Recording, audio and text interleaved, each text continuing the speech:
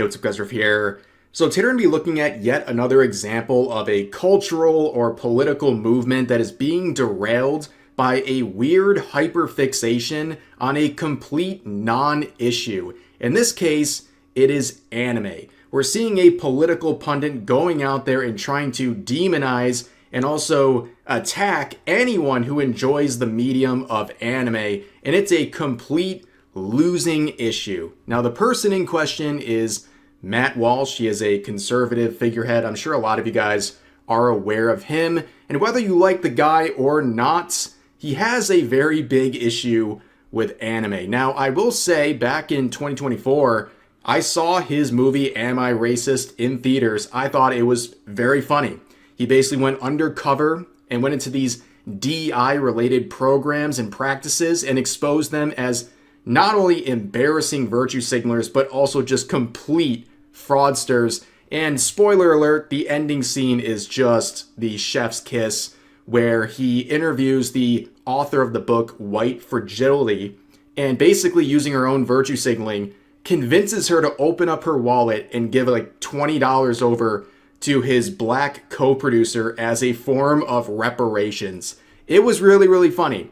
But the problem, like I said, is that when it comes to anime, he has a very big issue with it, and it's a hill he is willing to die on. Here's just one of many clips of him talking about anime over the years. What's your opinion on anime? It's really popular amongst teens and young adults. I think it's all satanic. I have no argument for it. I have no argument for why it's satanic. It just seems that way to me. All anime to me seems weird, just like bizarre, creepy. And in general, I don't think that adults should be, whether it's anime or any other kind of cartoon, with rare exception, adults really should be watching cartoons in general, I would say. Now, of course, it's just all vibes and feelings, right? He can't even really describe why it's demonic and why it's so separate from any other medium. But a lot of people try to defend what he's saying by saying it's irony, right? He's behind so many layers of irony, we don't even know if he's serious. But the problem is he has many, many more layers of him seething about anime. He's been seething about anime for many, many years, and it just seems like such a weird hill to die on, and he's doing it once again.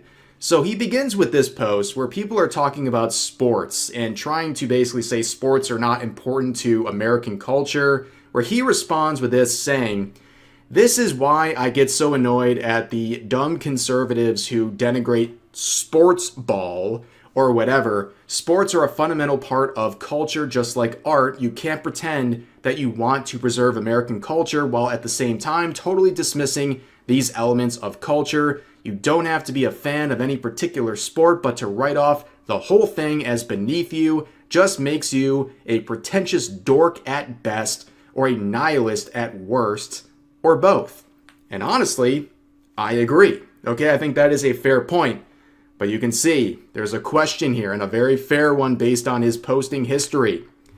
Apply this same logic, Matt, to how you feel about video games, anime, nerd culture, etc. And of course, it goes off the rails. He says this with immense backlash. You can see getting more comments than likes, where he says anime is not a fundamental part of American culture, and I really shouldn't have to explain why. Now, of course, he is ignoring the fact that anime is quite literally mainstream in America, whether that's a good thing or not. You know, we see a lot of tourists, a lot of people who watch, two anime and claim they're the biggest anime fans ever, but it is happening, right? Things have changed, okay? I remember back in the day, it was so rare to find any sort of anime merchandise at any store. You had to go to like a really specific hobby-related store, a nerd-type store, to find anything with anime.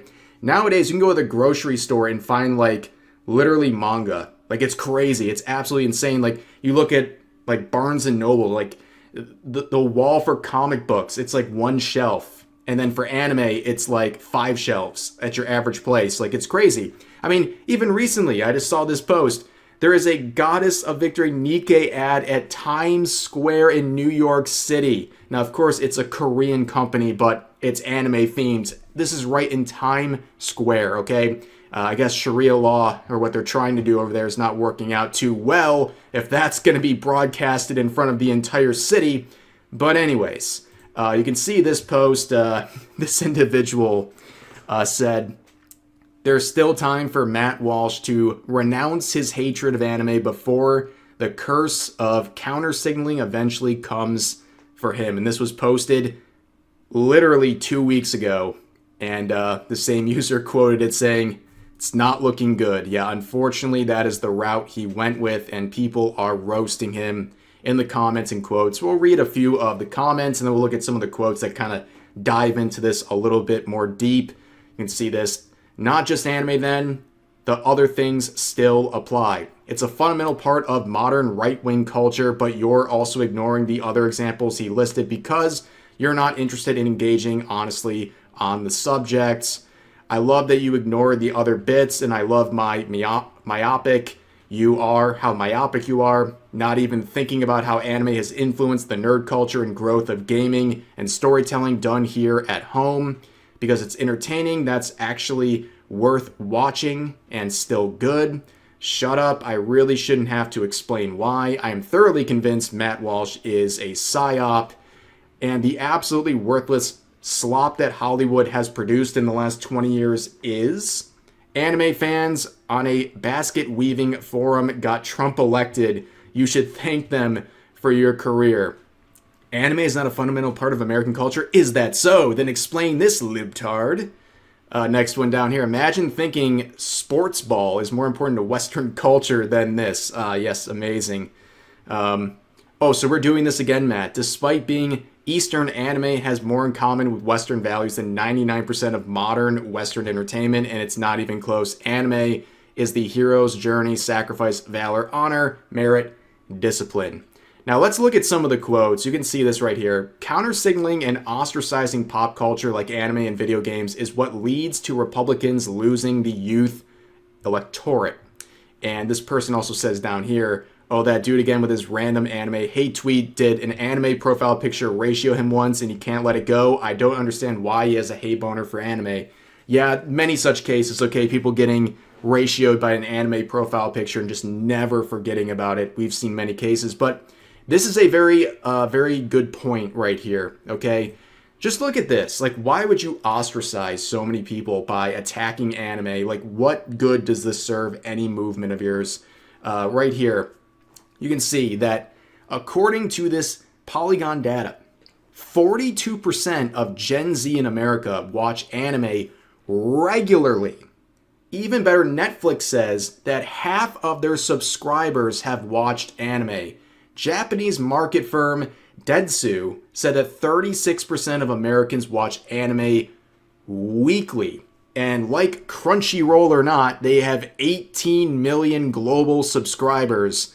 And of course, recently we had the Demon Slayer film that grossed over $600 million globally. This is a part of American culture. It didn't start here, but it surely is a part of American culture, and going after it and isolating so many different people, but especially young voters, seems very counterproductive to anything you're trying to accomplish. And we had this response from Kirsha that I think was really good. So she says this: "It's obviously culturally Japanese. However, a lot of us grew up watching it, whether a 4Kids dub or on TV or seeking out fan subs ourselves. It became something for us Americans that helped shape our interests and thoughts. As we got older and leftist political preaching infected every aspect of American-made entertainment culture, from Hollywood to startup shows, to Netflix, to Hulu, to children's TV like Cartoon Network, to comics, to Western video games, to tabletop, the right ceded everything arts-wise to the left, all while chastising that to have hobbies in these areas as childish, lazy, a waste of time. So anime became a refuge untainted by politics that were suffocatingly inescapable elsewhere.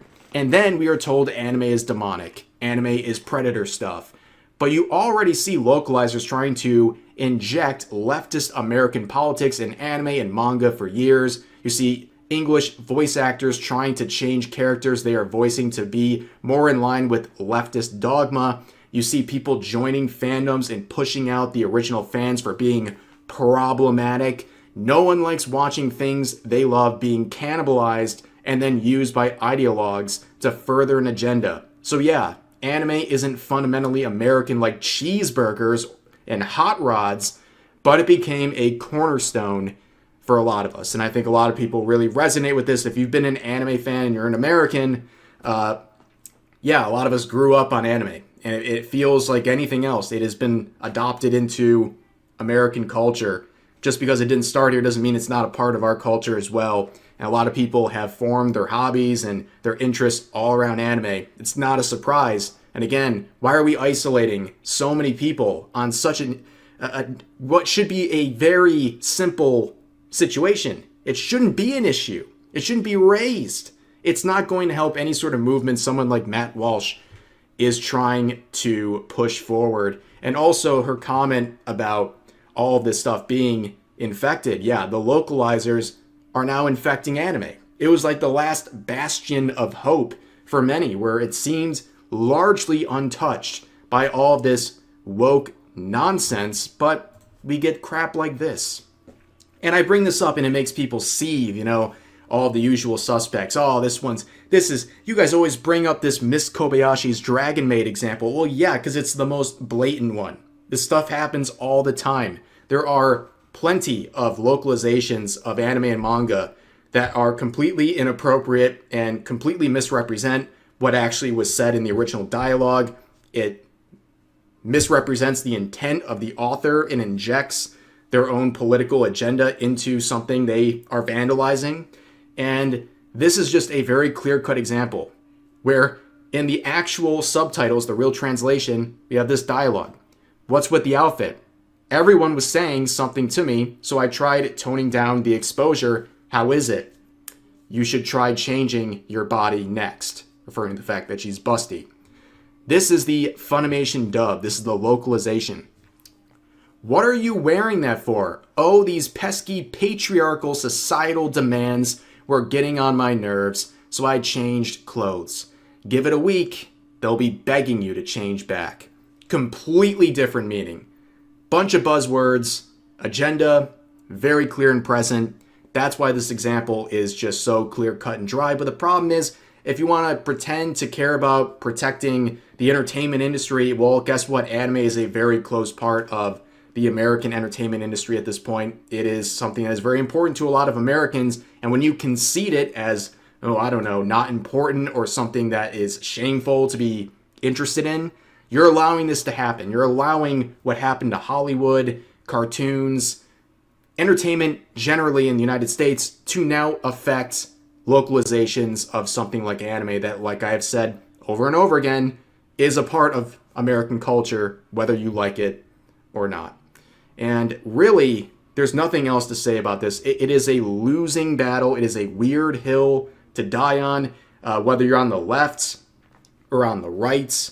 Attacking anime or acting like it's not important for Americans and it's something to be scoffed at or it's okay to vandalize is a losing battle that should not even be something that is a talking point or a part of your movement if you're being halfway serious about a political or cultural movement. But anyways, that's going to do it for today's video. As always, feel free to share your thoughts about today's topics in the comment section down below.